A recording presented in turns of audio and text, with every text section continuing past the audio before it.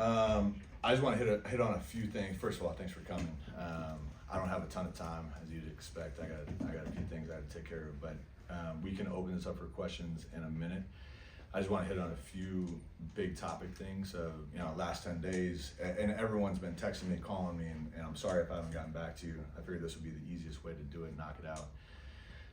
So 3 big areas I think I touched on in my press conference that I needed to get to right away. Staff, right?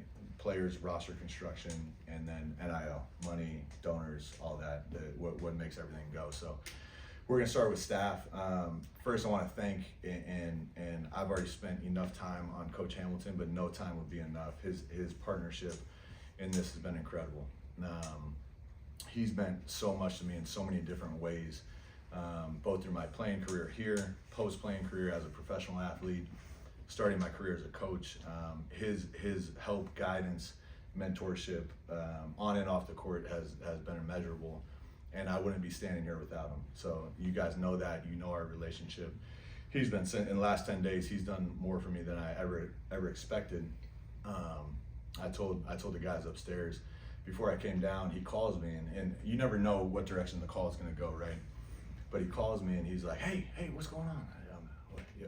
What's it, him? Are you here? Come on up. He's like, no, I just need your wife's phone number. I'm like, what are you talking about? He's like, Stevie's phone number. Send me Stevie's phone number. I was like, all right, I'll send it to you. Why? What do you need?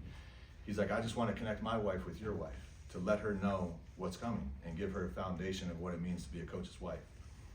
And not just a coach's wife, a head coach's wife, and especially at Florida State. And I think that's like, again, speaks to who Coach Hamilton is as a man and a friend and a mentor of mine, that he would think about those little details. As I have the whole world coming at me, he's thinking about my wife's feelings. And so thanking him, obviously thanking the former staff, right? Starting with Stan Jones, I mentioned him in the press conference. Maybe one of the most brilliant minds in basketball. And just from a basketball philosophy, X and O's, how good he is on the clipboard, he has been so special on the court and for so long for Coach Hamilton, and he never asked for any praise, right? And he's been ranked as one of the top assistants in the NCAAs. The reality is Coach Hamilton and Coach Jones' partnership has been incredible, and it's a true partnership. He's as loyal as they come. When Coach Hamilton wins those Coaches of the Year awards, some of those should go to Coach Jones as well and his staff. And as a head coach, you know how important your assistants are. And that's what Coach Jones has been for Coach Hamilton. So not only that, additionally, similar to Coach Hamilton, he has meant so much off the court for me in terms of guiding my career, helping me, giving me advice. So a very special thank you to Coach Stan Jones. From there, Kevin Nickelberry, Jake Moore, I didn't have a super strong relationship with those guys, just the dynamics, I wasn't around as much. But it seems to me that a lot of the players speak highly of them. It seems to me that they had great attitudes, they're good coaches, and I'm sure they're gonna have great careers moving forward. AJ Register, he was one of our assistant coaches that was in charge of video. Another great young coach that has a lot of connections that, again, I'm gonna try to help in any way I can. He's gonna have a bright career ahead of him. Coach Mike Bradley, who was also my strength coach. I think he was here for 23 or 24 years, another brilliant mind in that performance, strength, and conditioning spot. So you see the common thread. Even Karen Dang, Coach Hamilton's chief of staff, a bright future ahead for her. But you see the common theme of, like, there was a lot of good people here, and that's why they had the level of success that Coach Hamilton's had. Honestly, I appreciate their hard work. I appreciate the people they are, because it gives me the foundation to build upon. With that being said, I've started my staff in the last 10 days. I've officially hired 2 assistant coaches that we can talk about here in a second. I've unofficially, the paperwork hasn't gone through on 2 more. I'm in very close negotiations with my associate head coach. I can't comment on those because of their, number one, they're not officially hired, and number 2, their situations, they're still currently coaching, and those dynamics are always, as you know, a few of those played out this year around the country. Those dynamics are always a little tricky. When they're still coaching, you say you're hiring someone, now they got to go and walk in the locker room and coach guys, and everyone knows they're leaving, right? And I never want to create that mess. The two guys that are officially on, we can touch on real quickly. Starting with Michael Fly, he was my first call. He was my first hire. So Michael Fly and I came into Florida State at the exact same time. He was a young 25-year-old coming from the Charlotte Bobcats organization.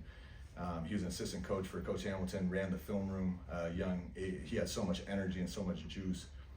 From day one, as a player, I connected with him. He used to work me out. We'd talk about hoops all the time. I always respected not only his work ethic, but the way he treated people, his level of preparation. There was no job too small. And when I told Coach Hamilton I was thinking about hiring him, Coach Hamilton was ecstatic, right? He means the world. He's helped Andy Enfield lead that Florida Gulf Coast program to the Sweet 16, which is incredible for Florida Gulf Coast. Stayed on there when Andy went to USC, went all the way up to the head coach, had a pretty successful run up into COVID. From there, he went with Dennis Gates, helped him start that program at Missouri. So you see this common thread of a lot of people that are intertwined in my life. And I think the world of Michael Fly. The last season or two, he's been with Jordan Mincy at University of Jacksonville as the associate head coach. And again, the success that Jacksonville has had has been impressive. And Michael's going to do a lot of different things for me. He has been relentlessly recruiting to the point where people are calling me saying, "Hey, you offered this guy," and I'm thinking, like, did we? and Michael's like, "Yeah, we did. We watched film on him. You approved it. I already called him. I called his parents. I called his coach. I called his agent." And it's been, he's. I think I have a lot of juice. He's wearing me out. But most importantly, all my coaches are going to be able to coach. They're going to be able to teach. They're going to be able to build relationships, and they're going to be able to recruit. I don't believe in, hey, you hire this recruiter and that's all he does, and you have this coach and this is all he does. I believe in, and Sam Presti said this a long time ago when he was building the Oklahoma City Thunder. You bring good people together and you give them roles and responsibilities, and special things happen. And that's what I'm trying to do here with my staff. So Michael's a great hire. I'm really excited about him. The next hire officially is a guy named Gerald Gillian. Gerald, I've known, I believe I was 13 or 14 when I first met G and his family, the Gillian family. They happened to run Breakdown, one of the biggest AAU teams in Florida, and that's where I played with their family. I played for his brother Kenny, who's now the head coach at West Oaks Academy.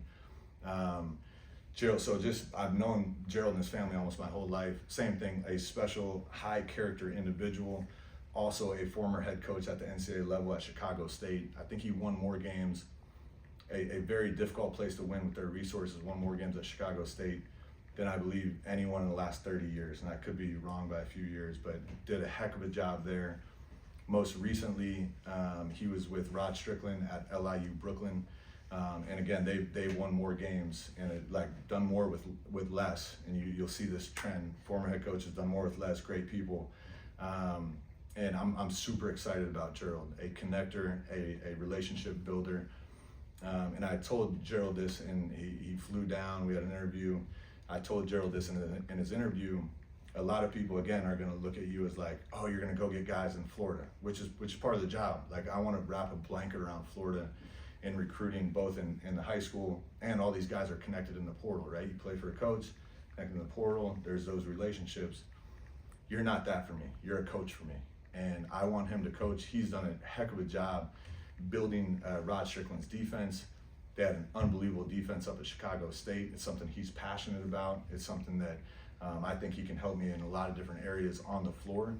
And then obviously, like I said, a high character individual who I'm excited about. Staff structure wise, there's a few things you guys should know. So there's going to be connections to Florida State, and I'm not saying it's going to be every one of them. There's going to be strong connections to Florida State or the Florida State tree. And then there's going to be a couple of NBA guys, all right? And why is that important to me? I'm whether it's right or wrong, I'm trying to create a pipeline to professional sports, all right? And it's where I'm coming from. I know what it takes to get there, both the draft workouts, the interviews, the style of play, right? So with that, you have to create an ecosystem. You have to create a structure that allows that. But most importantly for these kids is I want them to feel every day, I know what it takes to help you stick at the NBA. Everyone can get someone in the NBA if you have enough talent. What does it take to get to the second, the third, the fourth contract where you go from making minimum NBA money which minimum sounds like a small term, it's like 1.8 million. Minimum NBA money to those 50, 100, $300 million contracts. I can't promise you that you're gonna get there, but what I can promise you is there's gonna be no one in the country that will help you the way I can help you, both in your development, both in your preparation. And that's gonna allow us to get kids that we probably normally wouldn't be able to access, right? You may be able to make a few hundred extra thousand somewhere else.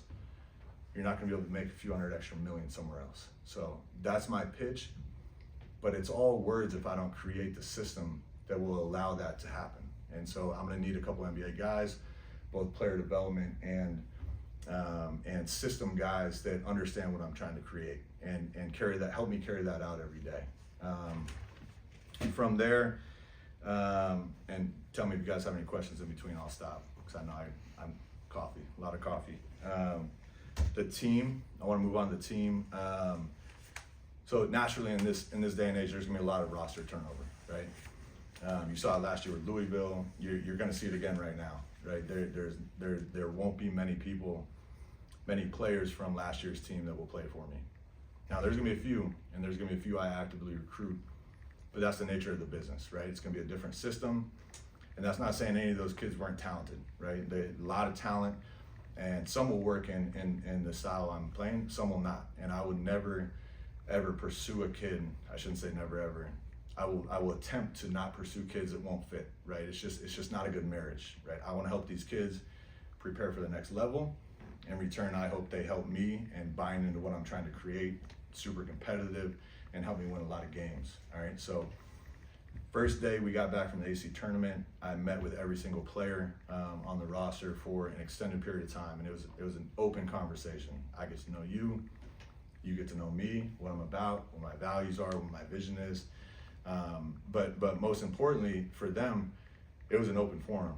What do you like? What do you not like? Right? What are your goals? Who's your family? Where are you from? What motivates you? Right? These things are important when you try to build a championship level team, because every roster is a puzzle, and if the pieces don't fit, you have chaos and dysfunction. All right. So it's my job to figure out what puzzle pieces I can use as I try to create what I'm trying to create. Through that first day, obviously there's been continuing conversations with a lot of different guys. There will be a lot of guys that hit the portal, all right? And that shouldn't scare anyone. That's by design, both for these players and for myself. There's been a few that have already committed to return, and I'm not gonna comment on who. You guys will see that in the coming days.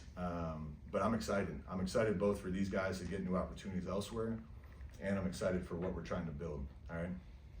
The most important thing as we not only recruit, but as we prepare for the portal with these agents, with these coaches, I'm looking for a few things, all right? And this is gonna be consistent. I don't care if I change my style or not. This is just what matters to me, all right? I talked about it a little bit in the press conference. I need kids with a moral compass, all right? And everyone doesn't have to be perfect. Everyone doesn't have to be a saint, but you gotta know what's right and wrong, and you gotta choose right a little bit more, all right? I need people to respect each other, look people in the eyes when they speak, all right? I need people to show up on time. I need people that wanna be good humans, right? And that's sometimes difficult to do depending on their circumstances, their upbringing, but the more of those guys you have, I don't wanna say the easier your job is gonna be, but the better the environment's gonna be, because it's a group of individuals and young men that respect each other, all right? That's number one. Number two, I need a tenacity in the individual in terms of their competitive spirit.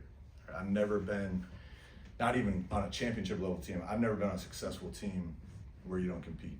It's gotta be what you want. Like, you gotta walk in every day and wanna be better than the guy next to you. There has to be a competitive spirit to what we're doing every single day, both individually and collectively as a team, all right? And so if I find out, and I do a ton of intel on every guy I recruit, I got a lot of people out there helping me out, all right? If I find out the kid's lazy in any way, doesn't compete, in the biggest moments they fold, I just cut the next one. We're not doing it, right? And I think through that, if you have a group of competitive individuals that push each other, that's when you start reaching your potential as a team, right? There's something contagious about a competitive spirit. All right, so number one, good people. Number two, competitors. Number three, and most importantly, as I build this, and again, this is a marriage between our staff, our program, and the individual, the player, I need guys that want to maximize whatever talent they have. All right. And when I say I'm trying to create a pipeline to professional sports, we're not going to have 15 NBA players every year, right? But I want 15 individuals trying to make the NBA or trying to make whatever their talent is. I knew I wasn't good enough to make the NBA, so I want to go to Europe, right? Australia, Japan. There's lots of great leagues where you can make a great living. And I want young men that have an absolute pursuit to be the best at whatever level they are. And my promise and my obligation, my privilege to them is I'm going to help you get there like no other coach in America will. All right, both with the structure, with the staff I'm bringing in, with the style of play. In return, what I expect, great attitude, competitive spirit, and we're going to win a lot of games, right? We're going to win a lot of games through that. But there's a marriage between an individual's goals and dreams and aspirations and what I'm trying to do as a team, right? And that marriage has to be a constant, just like a real marriage, it's got to be a constant level of work, a level of communication, and a level of this is what we're doing every day, and we're not going to change through thick, through thin, doesn't matter we win, we lose, make mistakes or not. That's what we're looking for, all right?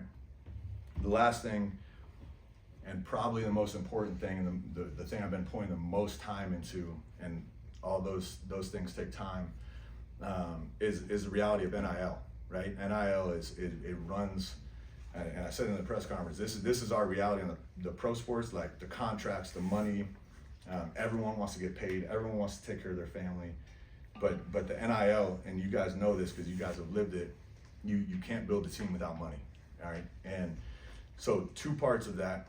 Number one, our administration, some of boosters, Michael Alford, they've been incredible with their support, and I want to make that clear. Number two, we need more, and that's where privately I've been having a lot of conversations with donors, with prior boosters, with current boosters, with guys that haven't given in 20 years. I'm on the phone 25 hours a day trying to connect, trying to build authentic relationships, because it's easy for anyone to walk up and say, hey, I need money, right? The fact is that transactional, it's not authentic. And if I'm on the other side of that, I'm saying, this guy's, I'm trying to build actual relationships. I want people to have equity in what we're building. Everyone wants a good team. Everyone wants to cheer for, if you're a Florida State fan, for basketball to do well. The reality is I want people to be a part of that. And I'm trying to build, again, that ecosystem of, you don't just blindly give and we give nothing in return. We're trying to build a relationship with these people, starting with me, then to my staff, then to our players. We want the community, obviously, to support us, because it's the only way I can build a team. But in return, obviously, we give you a good team, and that's base level one. But then we have to have actual relationships. You have to be a human, right? There has to be a give and a take in what we're trying to build. So when I ask for money, I never ask for a dollar amount. I never even ask for money. I ask for a relationship. And if you guys want to support us in any way, I don't care if it's $5 or $1 million, and if you got $1 million, come on. But I don't care what level of support it is. And if it's just coming to the games, I'm okay with it. I'm never going to ask for a certain dollar amount, but the reality is, for me to build a team, I need dollars, right? And so that's been my last 10 days, those three things of what I've been doing. And it's been incredible, the outpouring of support, both on a huge financial level and just like, hey, we just bought season tickets again. Hey, we're super excited to come to the games. Just going to the coffee shop and talking to everyone in there. And it's been exciting for me. I'm like, I didn't know there were this many basketball fans in Tallahassee. So I'm super pumped, I'm excited. Part of this, I guess you'd say ask, is we're gonna put a link or a QR code in all of these articles, hopefully, that will lead you to our Coaches Club and a way to give, all right? And if you financially you can't do it, don't do it, all right? But what I wanna create, is a partnership with the community of you feel like you have a part in building this team, right? And people can hide from it, run from it, not talk about it. The only way to build a good team, and today, the way it's laid out right now, is money, all right? And then obviously all the other stuff, once the guys get there, that system's gonna be in place to maximize the team we get. I have conversations right now with agents. I don't know if I'm allowed to say this or not, but I'm gonna say it. I mean, these guys are averaging like 5-6 points a game. He's like, yeah, we'll start at 500,000. I'm like, 500,000, your guy stinks. All right, so let me just lay it out. first of all, I need talent, right? And we got to be resourceful about what we evaluate and the guys we bring in. But the landscape in college basketball and college football is absolutely out of control. But it's exciting, right? It's an opportunity to do it the right way. All right. So I know I've said way too much. I'll open up for questions, but real quick, I'm gonna grab a drink because that was a lot of words. Are you going to utilize like a GM, or will you know how you have to allocate the resources that you do have to get the guys that you need to be successful? Yeah, that's a great question. So eventually, not this week, eventually I will hire a GM. And I have a couple guys in mind that I have relationships with on the professional level that have reached out and I know have interest, and I'm gonna sort through that. I can't give you a time frame. It won't be this recruiting cycle, this portal cycle, but eventually it's something that's important to me to manage all this, right? Because it's a lot for a coaching staff to manage, especially as it continues to evolve, the rules continue to evolve, the salary cap, house, all that is gonna kick in. Eventually I will hire a GM, but it'll be in the coming months, probably before the next cycle. Currently, I sat down in preparation with a couple of different NBA teams that I've worked for and just asked those guys how you do it, right? How would you structure? The NBA is more complicated because not only is there a salary cap, there's a CBA with a lot of different tax restrictions, penalties if you cross thresholds. And it's like what you talk about, like you need lawyers and a team of lawyers to work through this. It is truthfully very tough to explain at times. Now there's CBA experts that go through that. College, there's far less restrictions, and now it's going to evolve and it's going to change here coming up. But it's much more straightforward, right? At least to me it is. You have a certain level of money in the account, and then you go spend that money on the best players you can find that fit your system, right? So I have different tiers, right? When I evaluate and watch players with my staff, I just do tier 1, 2, 3, 4, right? Tier 4 is you're basically a walk-on, you get no money, right? Tier 1 is a certain, it would be like a max player, right? Whether or not this is the right way to do it, this is just the way my mind works. Tier 1 would be a max player, so you can probably only maybe have 1 or 2 of those guys, and it's eating up like half of your budget, right? Tier 2 are like rotation guys that I would think are in your top 8 to 10 players theoretically, and that obviously that can change, but they have a different percentage of whatever your budget is. And then tier 3 are more your developmental guys, right? Maybe a high school player or 2, maybe a red shirt. They get a little pocket change to get around town and go buy some Guthrie's, but they're not going to get rich. All right, is Guthrie's one of our sponsors?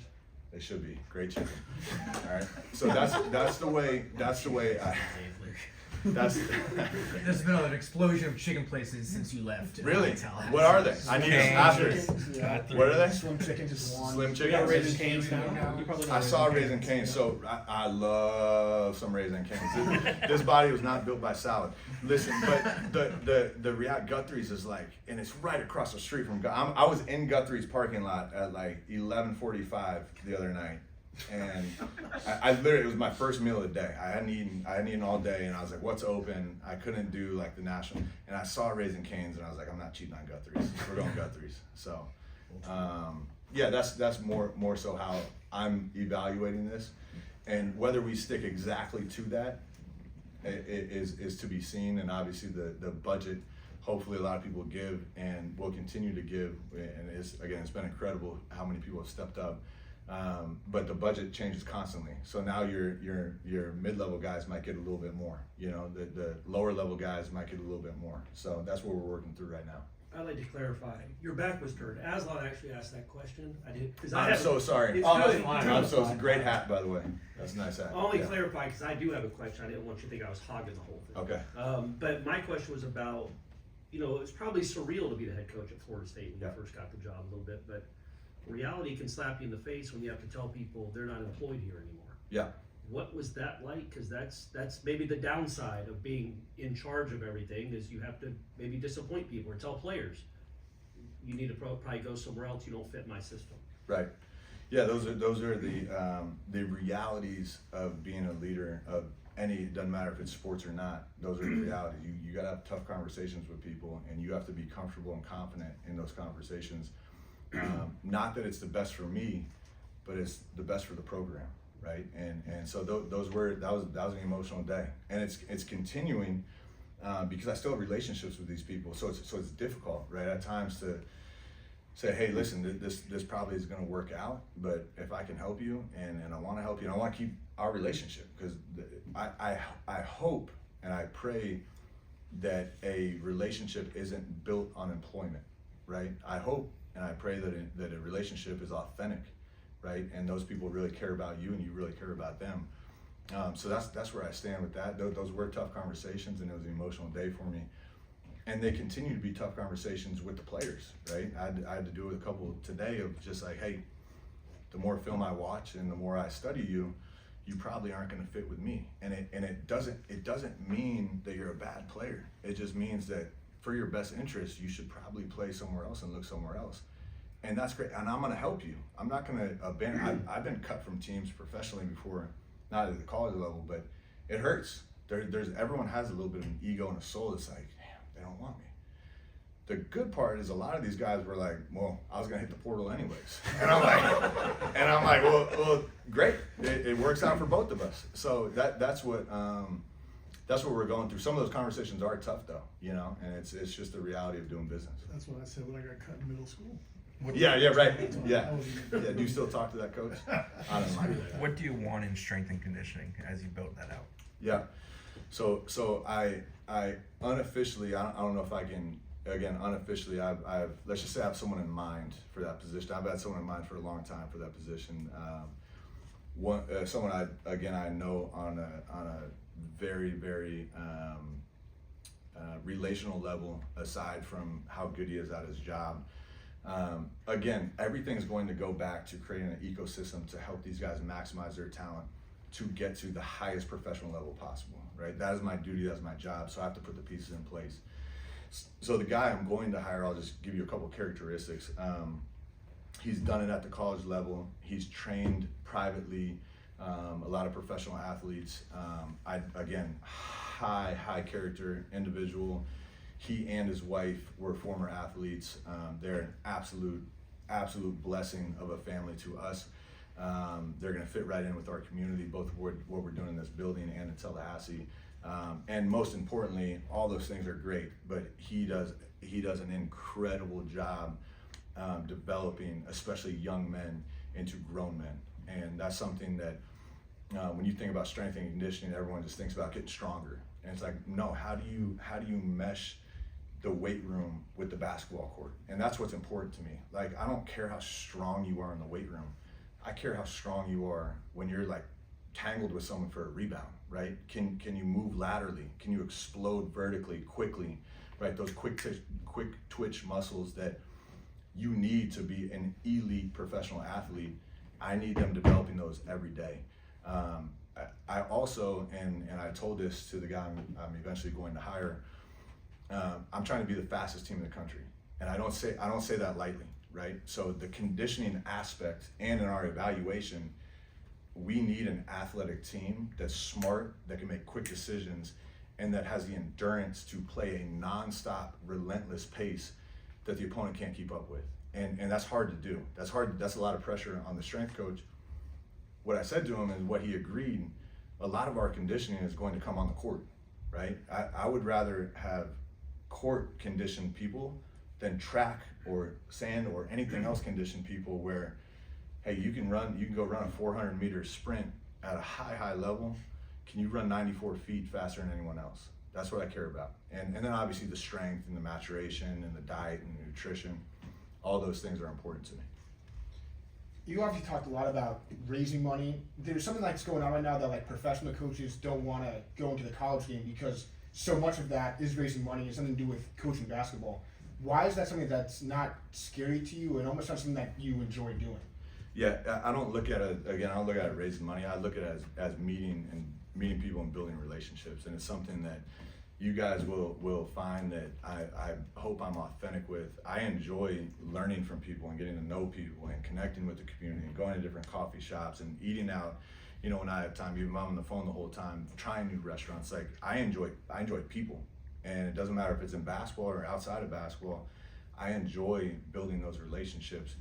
And through that, I hope that there's a mutual benefit, right? That they get to know me, they get to know what program I'm building, what type of people I'm bringing into Tallahassee, and they naturally want to support that.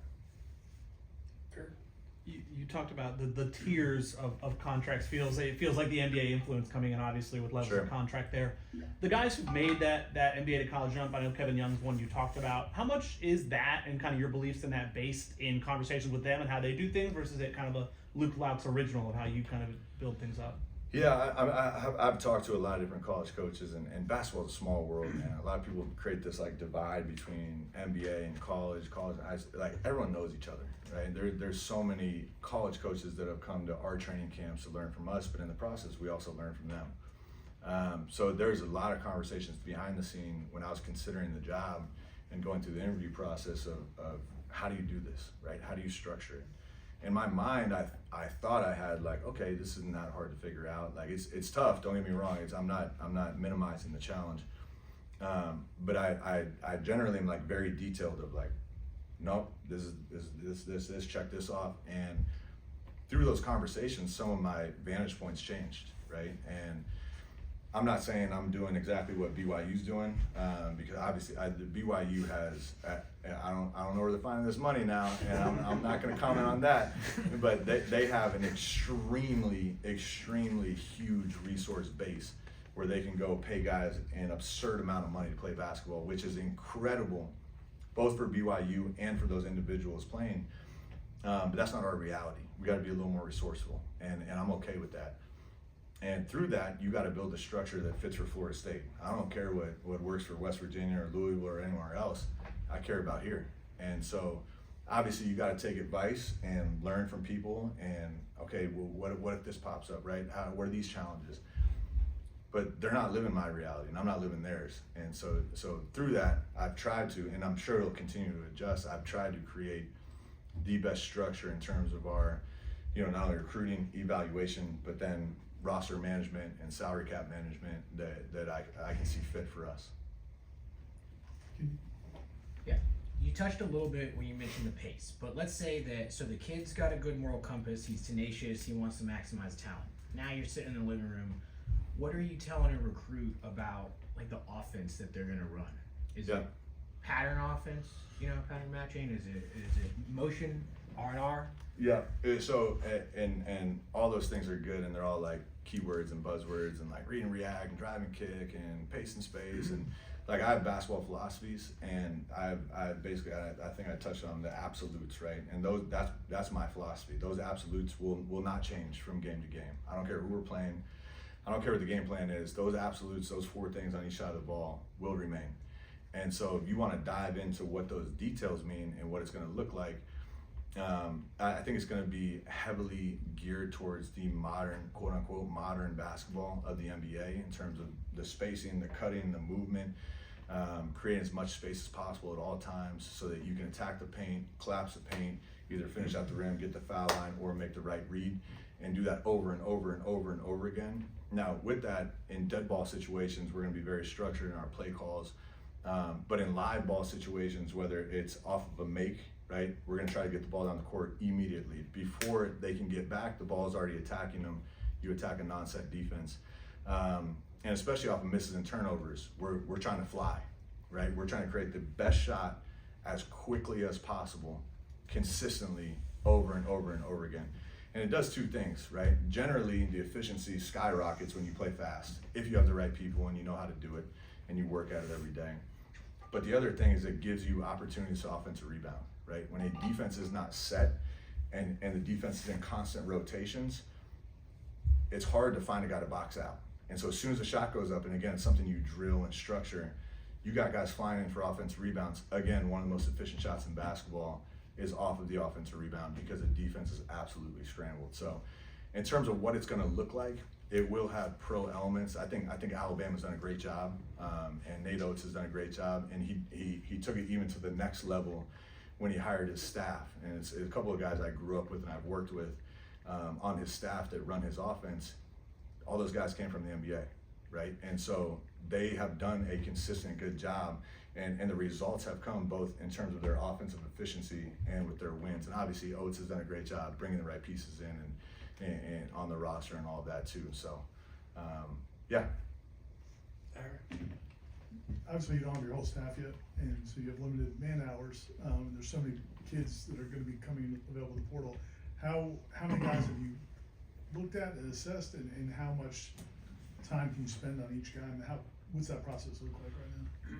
Yeah, Ira, that's a great question, and I would answer it with like, how fast is a car, right?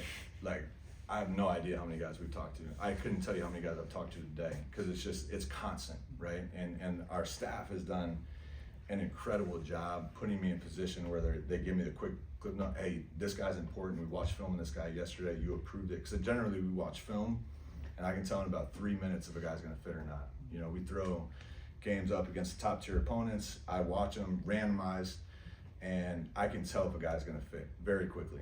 And now I'm not saying I won't go back and watch more. I'm like, all right, I may have made a mistake on this one, especially if the staff's like, you gotta watch more. Because some guys, I'm like, this kid stinks. Like, let's move on. He's not gonna fit. And they circle back an hour later and they're like, just watch 10 more minutes. And I do, and I'm like, all right, you're right. Let's keep him on. So there's like this check mark the way we're doing things. Obviously, we gotta find that they're available. We gotta find that we're able to talk to their representatives. Some of these kids already know where they're going, right? And some of these kids we're not allowed to talk to. We gotta watch film, right? So I got tons of GAs, managers who are doing an incredible job. Every guy that hits the portal, they make a profile so I can quickly scan it. They have film that's attached with it, and then we sit as a staff and watch it.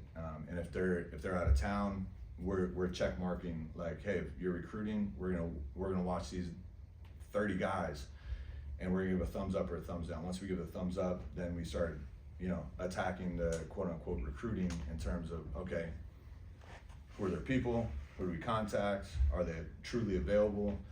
What's their quote unquote price range? And everyone's inflated right now. Like, everyone's $1 million player right now. Until we get down to the nitty gritty and you realize that some will go that high, and then some will be a little more realistic with where they're gonna fall. Liam? No? Any more questions for Coach? Corey? This is kind of a philosophical question, I think. When you watch a kid in high school, or a kid that's played 1 year of college and he doesn't have a great shot, or he doesn't have a high 3-point Yep. percentage, can you see in that kid, do you think that, like, okay, he's not a great shooter now, but he could be? Or would you rather get the ready-made, I know this dude can shoot, and when I put him on the court, he can shoot above 40% from three? Right. No, that's Corey. I can't keep giving you compliments. But the other one was my ex-wife told me about that. It was incredible. That's a great question, because it's something we argue as a staff. Not only here, we argue as a staff quite frequently at the NBA level, right? Like, what can you teach, and then what is just like God-given, right? I think generally guys can become better shooters, but there is a certain threshold that you can just call it touch, you can call it hand-eye coordination, call it whatever you want. Like, if I take a bad shooter, can I make him an okay to good shooter? 1,000%. Every day of the week, I believe that through their technique, through shot preparation, through like the structure of their workouts, your player development, everything you work balance. It all goes. You can make a bad shooter a good shooter. Can you make a bad shooter a great shooter? It depends who you ask, right? Because I've seen it done. And whether that's just like happenstance, whether it's a miracle, or whether it's like truly development, is probably an argument that a lot of people would disagree on. Generally, I believe a true player development process, again, I'm gonna use the word ecosystem, can help in almost any skilled area if you have the right work ethic, if you have the right attitude, if you have the right coaching staff to carry that out.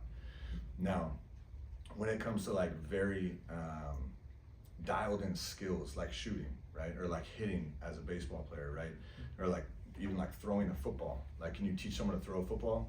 For sure. Can you teach someone how to be Tom Brady? Like, probably not, right? So there's a certain threshold when we watch and evaluate, to your point.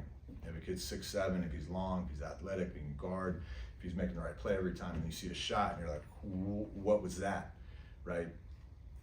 Now, to me, I would err on the side of, no, I'll bring him in, and our structure will help him. And it's worth taking a gamble because he checks every other box, and he has these God-given abilities that you can't teach. Now, if a kid's like 5'11", and he can't shoot, I'm probably gonna pass. Like, you have to have an elite level skill at that size.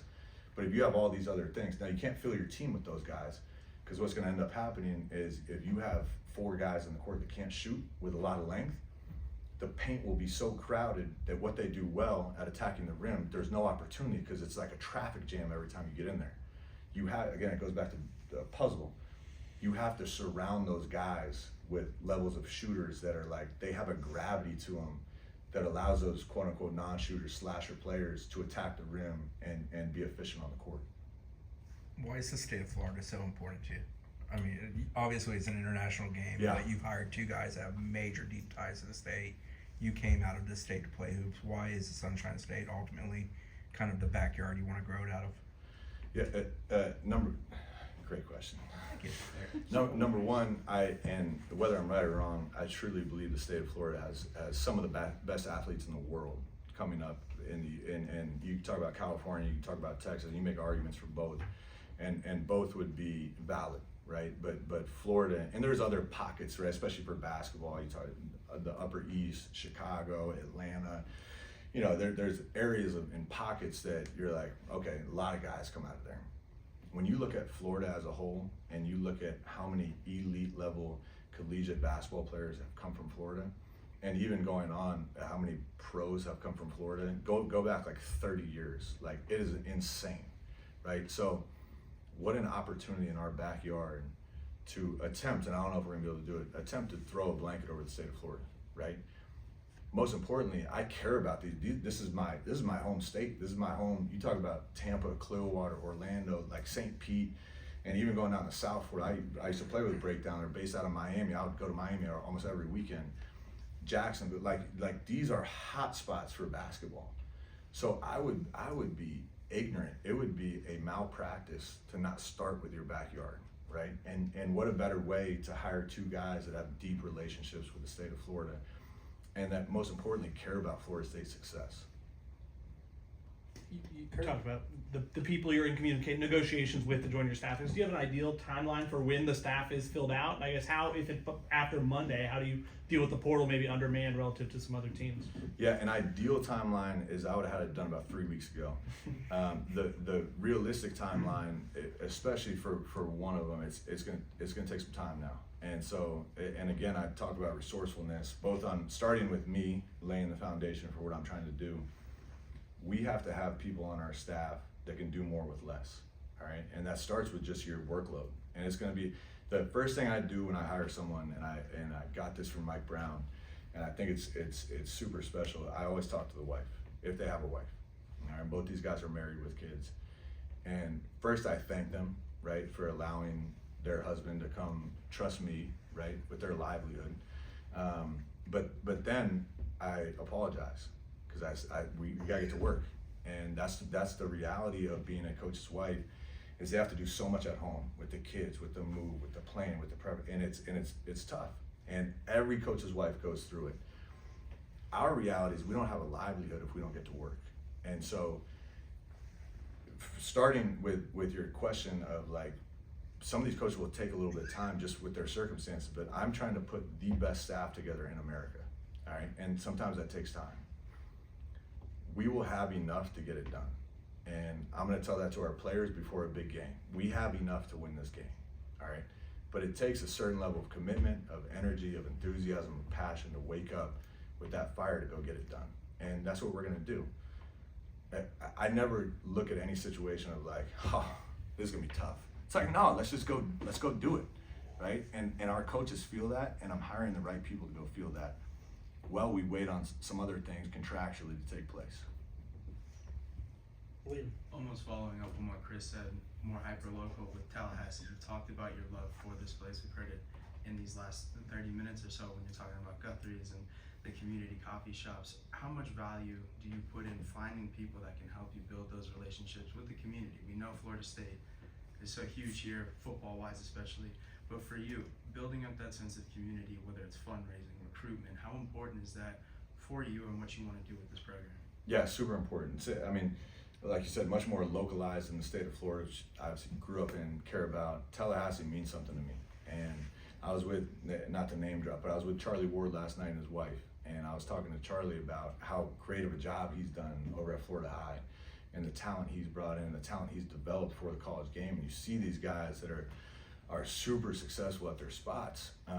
But the other reality is it I don't want to say it angers me, but it's like, these are Tallahassee kids, right? Why are they taking their programs to where they need to go? They should be here taking on, and now I'm not trying to, I don't know if I'm breaking any rules, I'm not trying to cross any lines, but the local Tallahassee kid, both football, basketball, baseball, it is a special place in Tallahassee that just develops these elite level leaders and athletes. So again, both in Florida and in Tallahassee, I'm going to make a concentrated effort to not let these kids get out and hopefully eventually represent our university. You talk about that only takes you 3 minutes to watch film on somebody, and you know that he can play for you. Yeah. But building a team through the portal, isn't it still kind of a leap of faith? Like, how do you really know? It feels like so much speed dating that, like, these guys, they're competitive, they're going to fit the system, or was it just 5 good minutes of film and 1 good interview, but you have to take them because you're such a short amount of time? Yeah, and let me reword that. The guys we're like truly gonna go after. I mean, if you walk in my office right now, there's film just looping, right? So I get a really good feel for, I'm not gonna put an exact number on, but there's probably 20 to 30 kids that we're gonna like hyper focus on, that we've already narrowed down, both with analytically they fit, positionally they're gonna fit, and then they're the type of kid we want. Right, and now we may strike out on all 30 of those, and we may have to start over and find the next 30, and that's okay. That's the reality. I don't know how many kids play in, I shouldn't say kids, young men play in high D1 basketball right now, but it's a huge number. And the crazy part is a lot of those kids are gonna be in the portal.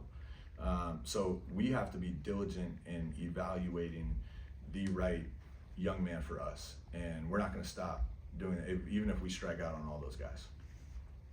It's a weird question, but it's the age we live in. Will you guys make announcements about kids that are returning, or will we just look at the roster in the fall and see that they're still here? Do you know what I'm saying? Like, yeah. Will y'all make an announcement about guys being retained or not? Yeah. So we're working on something, and I don't know if I can execute it or not. So I don't know how much detail I'm going to go into, but it is a great question. Obviously, we would like to let people know who's returning. I can't do it right now just because I'm still going through it with the rest of the roster.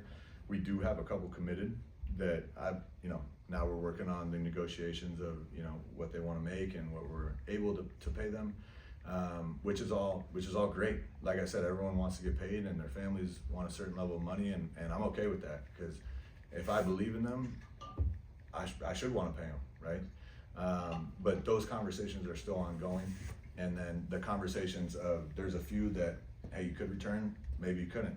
And some of these guys may hit the portal and they may be right back here. And that's okay too. They can test the waters.